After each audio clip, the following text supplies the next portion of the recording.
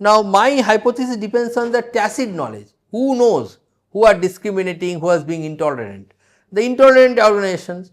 So, one of them is banned organization Popular Front of India. There is a document seized, and their document they are saying that they are talking about Islamism. They are talking about that we do not need to have a majority. We need to be just a big, really intolerant, and then we can win India. That is what they are trying to say. So, they are also acknowledging that winning has nothing to do with the numbers, it is all about intolerance. Now, the question is why the majority of Hindus are called majoritarian and sort of castigated 80%, like I have shown 80% of the time the global media blames Hindus for all the problems of the world. It is actually because not because of the any real issue, because the media is driven by liberalism. As a liberalism has an LTAC, that is why they have to encroach upon all the national issues, and that is exactly what is happening here. That is why they are actually blaming the Hindus as majoritarian. So, there are one or two strawman hypotheses argument is placed. One is called there is a structural violence, and that is why the minority is having not minority Muslims in India are not having enough economically prosperous jobs and all. So, this is a quote I am quoting from a book which argues in favor of that hypothesis. Now, definitely jobs require education, skill, discipline, all these sort of things. Now, there is a report again from NCAER that actually tells that Hindus and Muslims, the nominal difference in income is very less, not very high, only 3,000, I mean I have shown the statistics here. But if you look at the other minorities like Sikhs and Christians, they are having a really higher income than either of them. Why?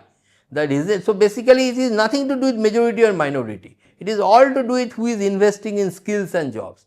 And the same report is saying basically Muslims have higher fertility rate. So, if you have higher children, if you have same money, of course, you cannot invest that much money for any children in their education. So, of course, in such a case the community will suffer from lack of skills that require informal jobs, and that is what actually what is happening in income.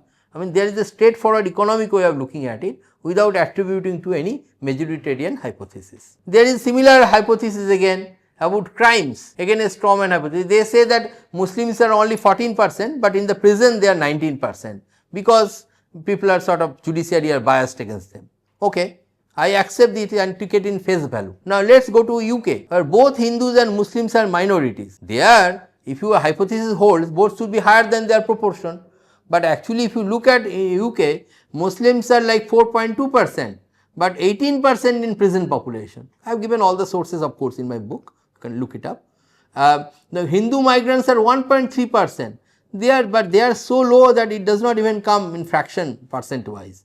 So, basically, you can see again there is a difference even to minorities, because not all cultures are same, and this has been acknowledged by a very perceptive British writer Theodore Dalrymple, and I have quoted his book what he has written, and this actually sort of coincides with this understanding. In science there is something called confirmatory test. Let us say whatever I said is wrong, then just assume it, then what do you expect? Suppose the liberals are governing, then intolerance will go down, tolerance will go up, right? This is what I am saying, but this is the exact opposite of it. Now, let us look at the different cases where it is exactly opposite is happening. So, for example, in academics, the Democrat to Republican ratio what 5:1 20 years ago, 15-20 years ago. Now, in 10 years, the ratio has become much skewed, like 11 or 12 to 1 for is to 1 in America, right. So, is it possible that really the Democrats are much smarter, that is why they are there?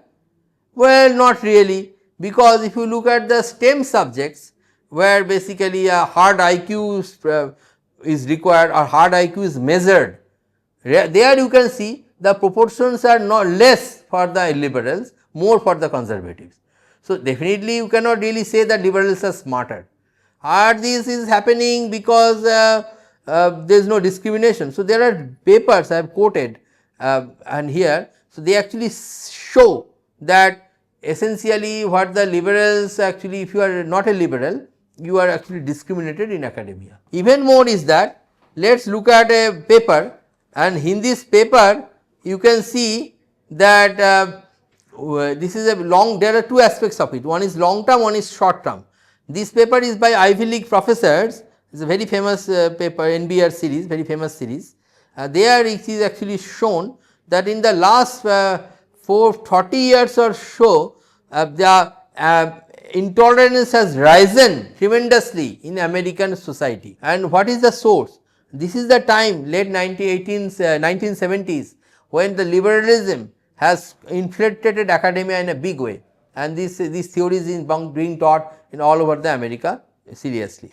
There is another survey in 2023 which actually show that last 4-5 years, when the 4 years or 3-4 years, when the liberals were actually ruling America, in the only 3-4 years, there is a very big rise in intolerance in American society. So, what I am saying is wrong, you would have seen exactly other way around. When liberals are governing, either intolerance would have gone down or it would have remained at least same, but we see exactly other way around. Intolerance is rising very fast. That means my theory cannot be really anything crazy theory, but this is sort of what explains the data better.